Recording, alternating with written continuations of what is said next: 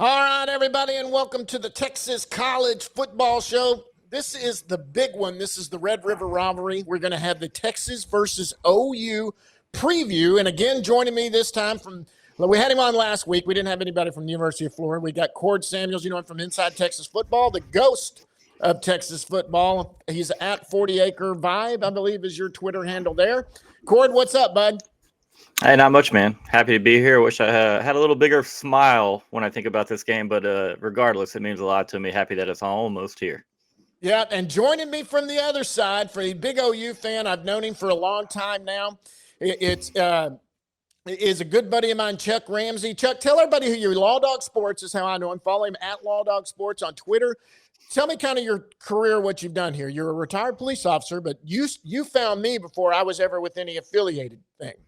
Yeah, I was a police officer in Oklahoma City for 29 years. And even before I retired, I was doing radio part-time for a station in Seymour, Texas, KSEY. And it was classic country, but the owner let me kind of take over the AM.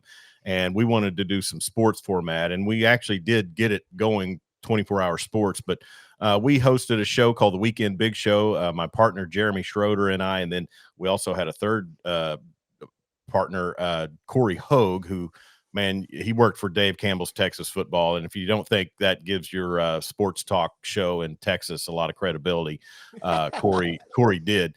And he's since left or been released from there, but he's got a lot of stuff going on with FCS coverage and non-FBS in Texas. But so you used to come on and give us, I mean, just the top shelf Rangers coverage that we needed, because KSEY was a Rangers affiliate. And I think it had traction when you came on in the Texas Rolling Plains, as they called it. But so anyway, when I retired from the police department, my wife and I moved to Western Oklahoma. I started working as sports director for Right Radio, KWEY in Weatherford, Oklahoma, and then also doing play-by-play. Cord, you really warmed the cockles of my heart that you realized about the 4-2 game that I called that went viral. So you may be a Texas follower and podcaster supporter, but you're okay in my book today. Love to hear that, man. And for what it's worth, we do try to cover. You know, John knows we cover a lot of Oklahoma content over on my personal channel, Total Coverage Sports. We've got OU representation all the time, and so. Yeah, man, you can't have Texas without OU. You can't have OU without Texas, in my opinion. It goes hand in hand. You're Absolutely. Exactly right. Yeah, I can't. And in fact, I knew that Chuck was an OU fan. He would bring it up because every once in a while I'd come on. And I do have on my Texas shirt today, but this one will not be worn Saturday because I wore it last Saturday. So it is going in the closet, and it will not come out for this Saturday's game. I'm going to be in a dub field out in Vernon, Texas, which you know where that is, Chuck. Yeah. You always kind of traipsed into our listening area when I was at KSEY and would promote us when you were out there. So we appreciated that. Okay, guys, this is big. It's Texas OU. It's a little different than we thought it would be. I think at the beginning of the year, I assumed both teams would come in the top 10. It's kind of the way I figured it was going to be. Texas has stumbled out of the block. Let's do the where and when and just kind of let people know what is coming down the pike. We've got Texas OU this Saturday. It's different. Usually it's an 11 o'clock game. It's coming on at 2:30 Central Time. It's on ABC. This line has gone back and forth. Texas originally opened as a 3.5-point favorite. I think that was kind of in the role of, which was surprised me in any case, but it kind of was in the role that I think people thought Mateer wasn't going to play. Now they're thinking that he might play. And I think with Mateer, OU finally, or the betting line has finally changed to OU is favored by 1.5. The total is 43.5. What do you guys think of this line? And I will tell you, the only sure bet I have that I would almost lay my house equity on would be that total goes under. Go ahead, Chuck. Okay. Yeah, I would totally agree with you, John. If you just look at the rankings nationally with the units or the statistics offensively versus defensively, you're talking about two of the top-notch defenses in the country going up against two offenses that have you say stumbled out of the gate. OU's undefeated, but nobody would look out there and say, oh, well, you know, they've really shined offensively. I think you're talking about two offensive lines that need to find their stride and gel. And, that could be something that it breaks down to on Saturday. But I was surprised to see that OU kind of took that favorite role. But Vegas alters that through the week for where the money's coming in. But I would say Corey Hogue, my old partner, says never bet the under, but I think this one would be pretty safe. I'm indecisive on all of it, to be honest. And for what it's worth, you can find Texas still favored in a couple of spots. It's all dependent upon where you look right now. I feel like there's some market manipulation going on with the Mateer stuff from Vegas. They're definitely leaning into, his questionable status at the moment. Me personally, I'm not even touching the under in this game. I think that with both teams in these defenses and the ability to take the football away, and these offensive lines who a little bit, Texas has struggled more, obviously, but I'm just saying you can see some short fields via turnovers. We've seen this game and the fireworks that can happen in this building. So as far as me, John, I'm going to tell you real quick, if I'm going to dabble in a game, this is not one on either side that I am taking. I've put enough at risk on Twitter when I promised to tattoo if Texas were to lose this game. So I got enough going on. And again, I'm not one of the guys that gets on Twitter and makes a bet and then doesn't follow through. I've got proof. Way too much proof, unfortunately, because there's been a couple of big ones that we've lost. So that being said, man, I personally, I wouldn't touch this game, but I'm not surprised to see it go back and forth. Again, with all the uncertainty around John Mateer. Okay, let's look at what both teams have done so far. Texas is 3-2. Last week they lost to Florida 29-21. We all know that. We've all talked about it. OU is 5-0. Last week they beat Kent State 44-0 with Michael Hawkins Jr. that took that game over and did okay. I mean, let's be honest, he's better than he was last year. But I think all OU fans, look, if Michael Hawkins Jr. plays, OU fans are a little more worried than they would be if John Mateer plays. But I certainly, we know where everyone sits right now, but what we have to get into first and foremost in any part of this is going to be quarterbacks. And let's look at the quarterbacks for each side and where they're at. Obviously, we know Arch Manning, the bust that New York Times has put out, and The Athletic, we know he's a bust. He's 81 for 135. He's got 1,151 yards, 11 TDs, 5 interceptions. We got Mateer, who's got some more yardage there, 95 of 141, 6 TDs, 3 interceptions. Of course, Michael Hawkins Jr. hasn't played much, 15 of 27, 167 yards, and 3 TDs, no interceptions. What's you guys feeling on this? Here's what I feel. I still have this gut that I think Mateer will play because I think you would have to almost tie him down not to. Cord, I know that your thought was, and OU is doing exactly what they need to do. I would keep this thing questionable right up till game time or make it a game time decision. No need not to, because I know the kid wants to play, and why wouldn't you make Texas prepare for both?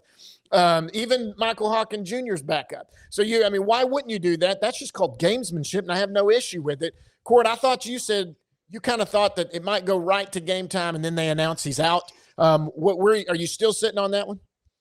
Yeah, I mean, I've had a couple of people on the OU side that I actually trust a good bit tell me that he will play. Me personally, like I there's so much cat and mouse surrounding this whole situation. There's so much back and forth, and then I really am paying attention to every single word that Venables says, trying to read the tea leaves a little bit, and I don't think I'm taking away what most people are taking. I expect, and again, I want John Mateer to be healthy. I think he's a phenomenal athlete, a great person, great player. Obviously, I want to see him on the football field. But as far as this game, I think you'll see him warm up. I think that they're not going to announce. They're going to run Michael Hawkins out there. That is just my personal opinion. Could very, very well be wrong. I know there's a lot of push right now. Especially after being listed as questionable last night, a lot of people some people are expecting that he may be upgraded to probable on tonight's report, which if he's listed as probable tonight, then y'all just scratch everything I said over the last 90 seconds. We'll move on. What do you think, Chuck? Yeah, I mean, to me, I as an OU fan, this is a big game, and you want to win OU Texas. It's, there's so much riding on it. If he's not 100%, but he could be next week or the subsequent week, do you want to take a chance of him having a setback? Are you that prepared to go into the deep part of the SEC schedule with Michael Hawkins. Maybe they are, maybe they aren't. I will freely admit the Cord's going to be way better informed on what the insiders are saying than I do, because I generally try to tune those guys out. But really, like he said, if you listen to what Venables says and then look at the injury report, you could be seeing, something that they try to pull over. To me, I think, and this kind of beckons itself to also the criticism of Arch Manning. It doesn't matter who you put back there under center, even though John Mateer can run the ball and is pretty shifty. With these two defenses, if you don't establish the run, you could throw Baker Mayfield back there. You could throw Colt McCoy back there, and they're not going to have a lot of success. Totally agree. That's well said. I mean, quarterback play is going to be important in this game, but I mean, again, the offensive lines continue to struggle, Texas in particular. I mean, we just had honestly one of the worst offensive line performances in school history. Like you can't put makeup on that pig anyway and dress it up. Like it was really, really bad. But at the same time, we saw some really good things out of Arch Manning, maybe a toughness factor that Texas fans really might have, coaches even wanted to see, and he needed to show and feel himself. And so again, when you have a defense like Oklahoma's got in their back pocket, whether it's Hawkins or Mateer, the game plan doesn't change on that side of the ball. They're going to go try to make life absolutely hell for Arch Manning, Steve Sarkisian for 3.5, 4 hours there at the State Fair, man. And if they're able to do so, they could have one of us three out there at quarterback and still be in the football game. If defense is gonna maybe, again, at the same time, John Mateer, if he is in the game, John Mateer is going to take some shots down the football field. Arch Manning is going to take some shots down the football field. I'm curious to see if Michael Hawkins, if it is him, if he does take those same shots, because I think sustaining drives against this Texas defense with this particular version of Oklahoma offense is going to be pretty difficult to do. I mean, it's going to be difficult on both sides, but curious to see if Arbuckle has Hawkins taking shots down the field, pushing the envelope a little early in the game, maybe to gain him some confidence, but also Florida caught us they caught us a couple of times as well. Well, I will agree with you a lot on that. Unfortunately, there's no Dallas. What's his name? Wilson. Dallas Wilson. Yeah. He's not stepping out in crimson and cream, but they do have a good receiver in Satania, and then they really like the tight end play with Jaron Canick. But I would say this, and guys, this harkens back to the 2004 season, the 2005 Orange Bowl. Sark's offense against the Venables defense, there's a history there of him just abusing Brent with the tight end. And if you have a tight end play that can open some things up, particularly up the seam, and it gives me shudders when I think about it. But a tight end up the seam or tight end play in general, that could be something that kind of opens things up for either side. I know everybody's really happy with Canick. I don't know that he's got the chemistry with Hawkins that he has with Mateer, but it depends on what they've worked on throughout the week. But I like the fact that OU's run defense is really really doing pretty well. They've got a great front seven. Texas's deep problems in the run game have probably been exploited more so than OU's. But I would say one of the biggest questions I have, even above quarterback, is running back and Cal transfer Jaden Ott. I mean, when and where are we going to see him come out and do the things that we heard that he could do and kind of live up to the NIL money that we know he got paid?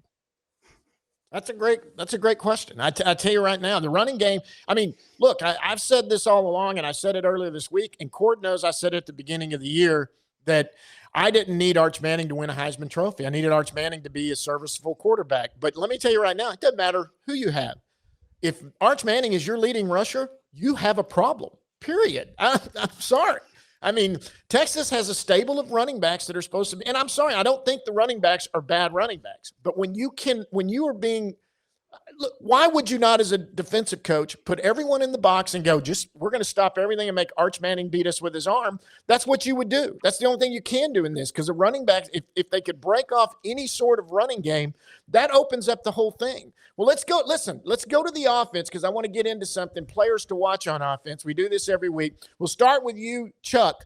who are some of the players on offense that we know besides Hawkins and besides Mateer, who we all know about?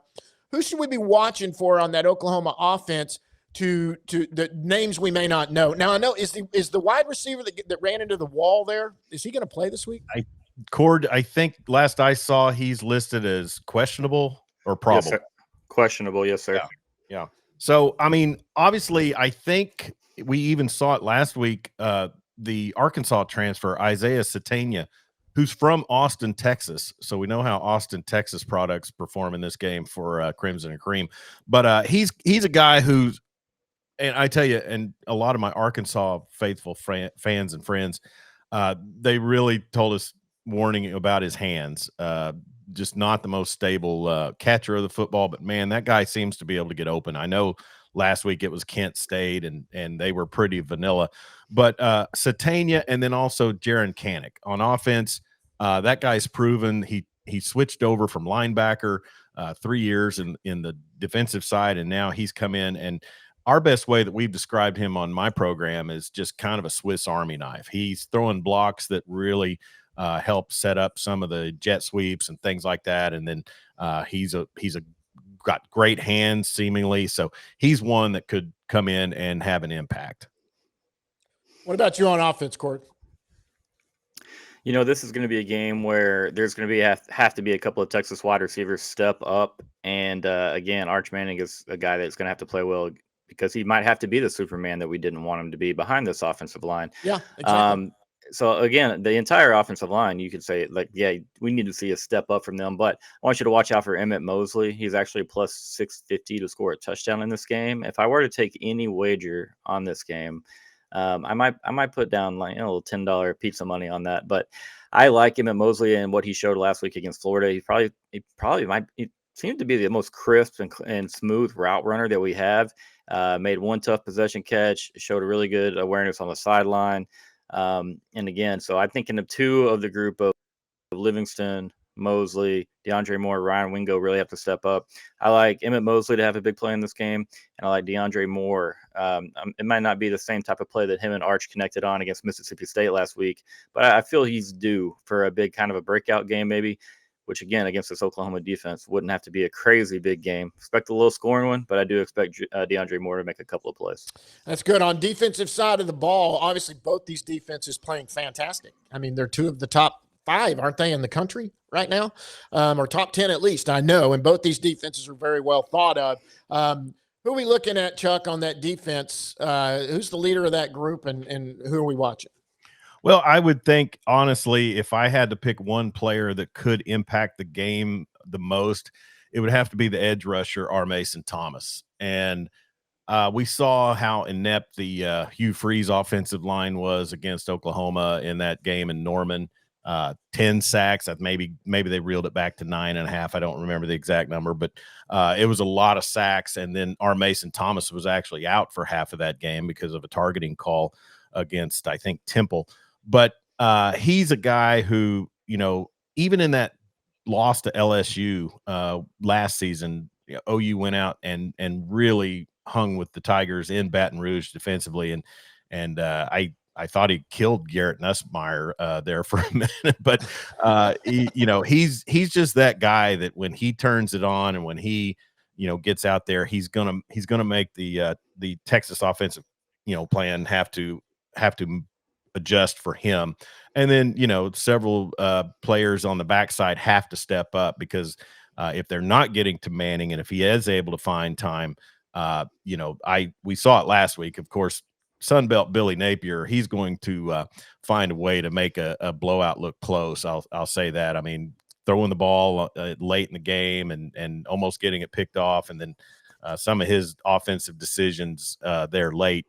I thought a one-score game was being pretty generous the way the game had gone, but then still, you overcome a coach's ineptitude sometimes. But I would say on the backside, it could be where Texas finds a way to exploit some things and get their offense rolling.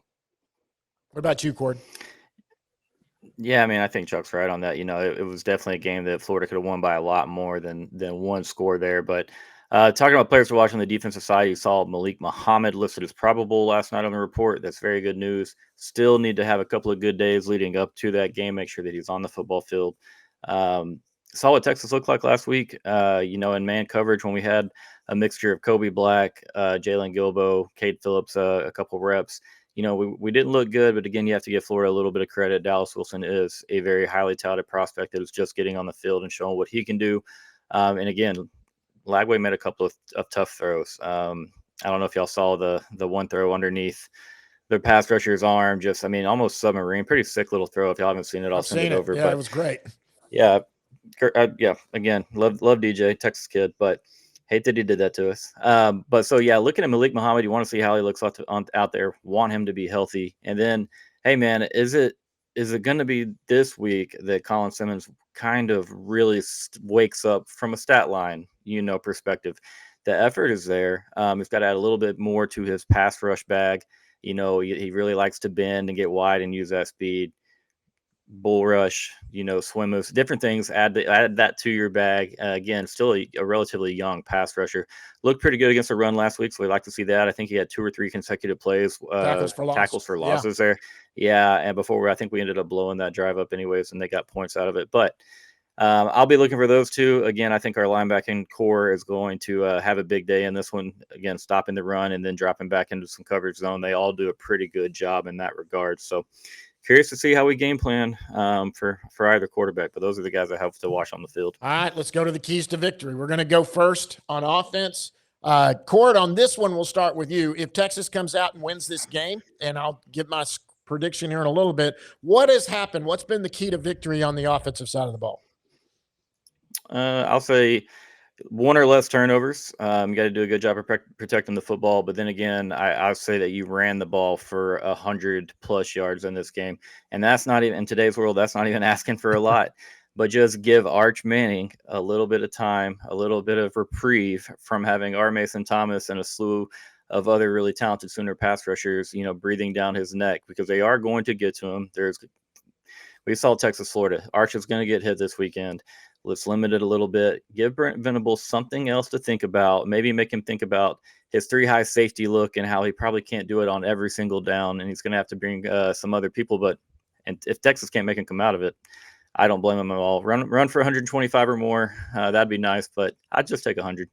All right. What do you think on offense, Chuck? If Oklahoma wins this game, they are predicted to win it now. What's happened on offense?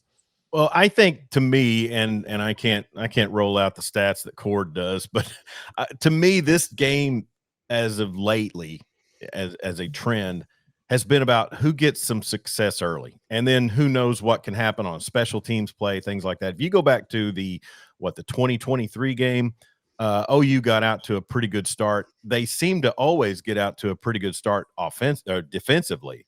And I'm just talking about these two coaches kind of going against each other, because what was it, the 2021 game where Caleb Williams led the comeback? Yeah. So since 2022, Brent's defenses go out and play strong early. It's just the games that have been terrible for OU have been when the offense just is totally inept. So I would say, find ways to have success early so that your defense isn't out there just trying to carry the entire load. Yeah.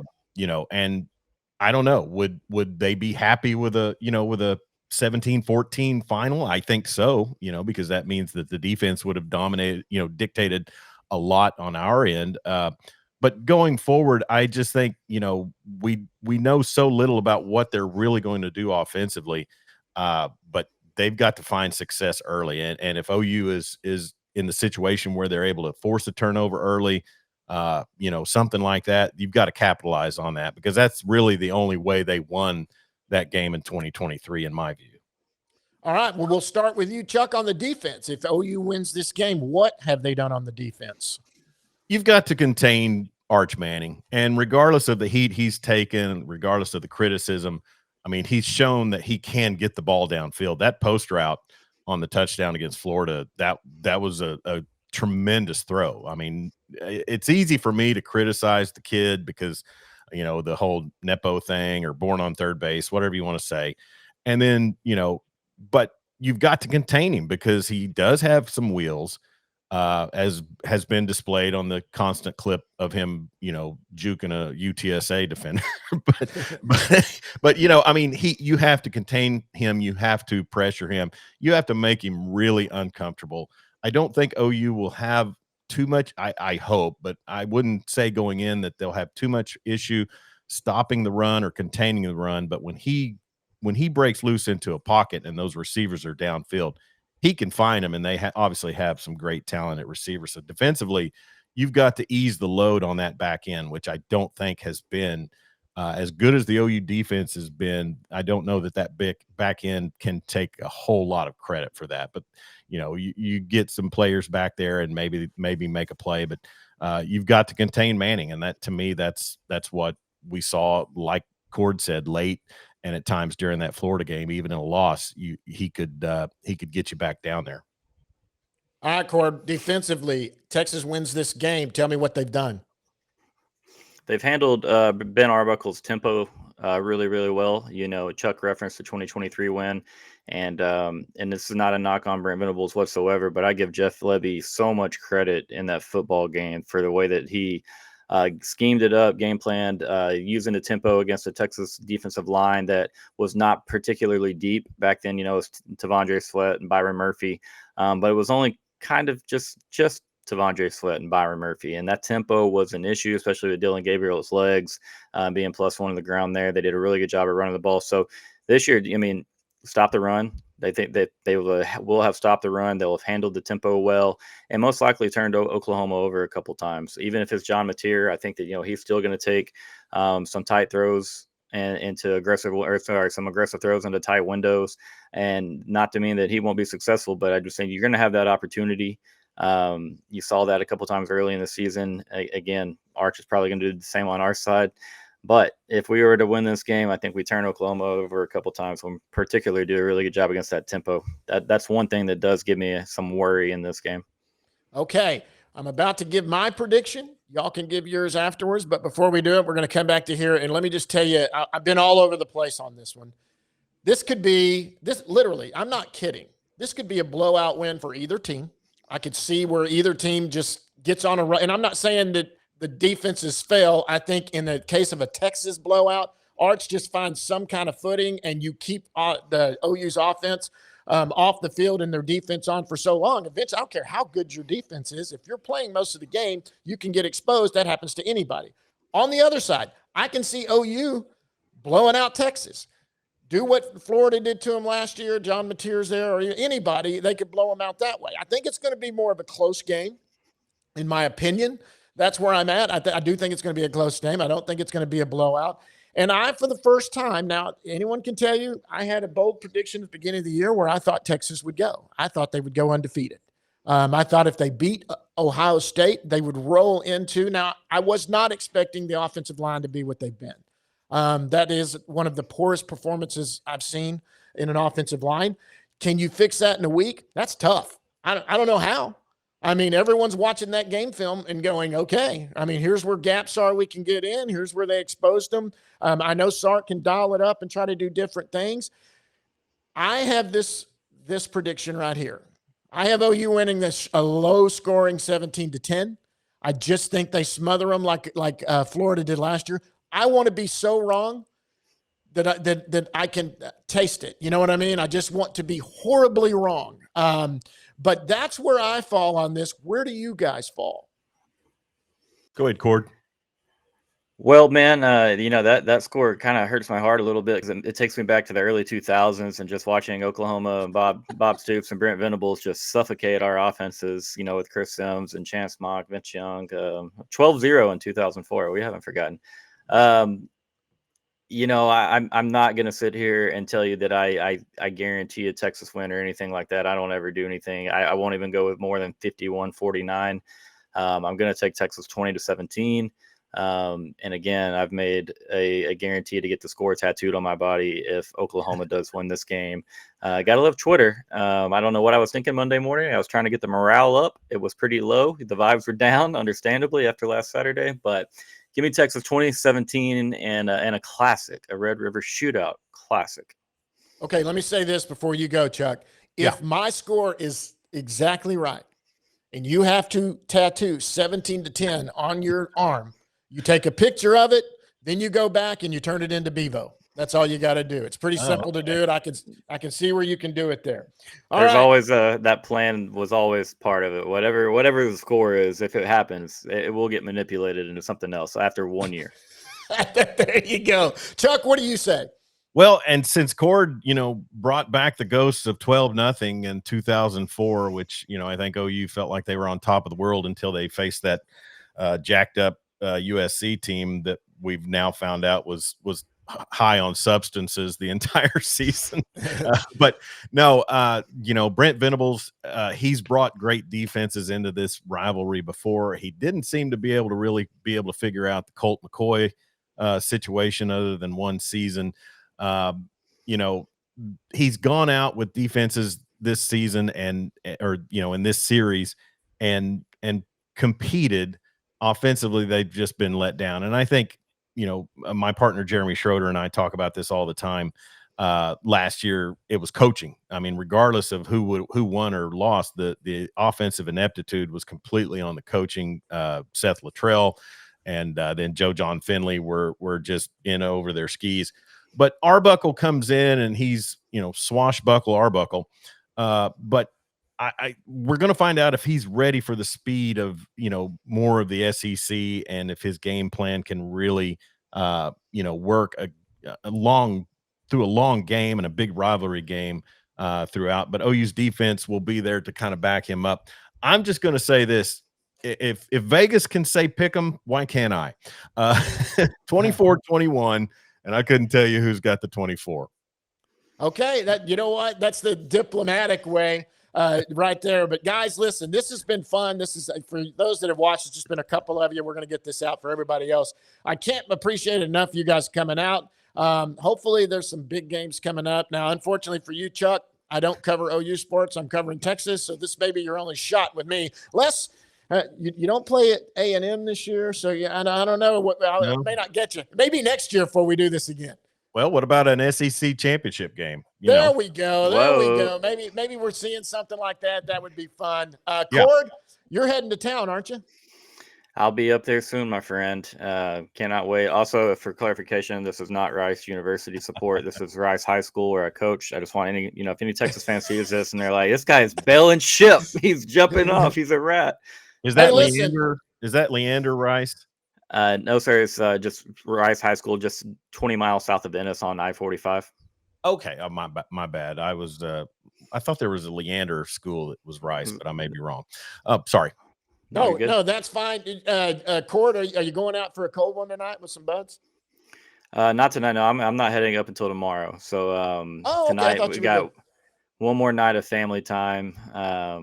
Wife got sick on Monday or Tuesday, and so she's called in a couple days, and dad's extra chores in the evening. That's how it rolls. I'm an empty nester now, and actually I'm a bachelor tonight. My wife went to see her folks, so I was like, I may drive over and find you guys for a beer, but that's fine, guys. Listen, I can't thank you enough for doing this. Everybody for joining along. Texas OU this weekend. I know that one side of this three is pulling for OU to come in here and handle their business. The other two of us are hoping that we right the ship and take OU down like we did. A lot of respects from both sides, though. I can't say enough. This rivalry is heated. We don't like each other, but both sides have always respected each other and their programs. It's that other school in Texas we like to really give a hard time, and and we're going to continue to do that. Hey, guys, I appreciate it so much for both of you guys coming on. Go Texas this weekend. I know you're going to say go OU, horns down. That's fine. For Chuck Ramsey. That's the only time of year I do it, John. I promise. There's no horns down other than OU Texas weekend in the Ramsey household. And that's the way it should be. And I don't mind if you take it down anyway. That doesn't offend me in any way. That's just part of good sports rivalry. Guys, for Chuck Ramsey, Cord Samuels, I'm John Moore. Until next week and we get this going, we'll see you on the gridiron.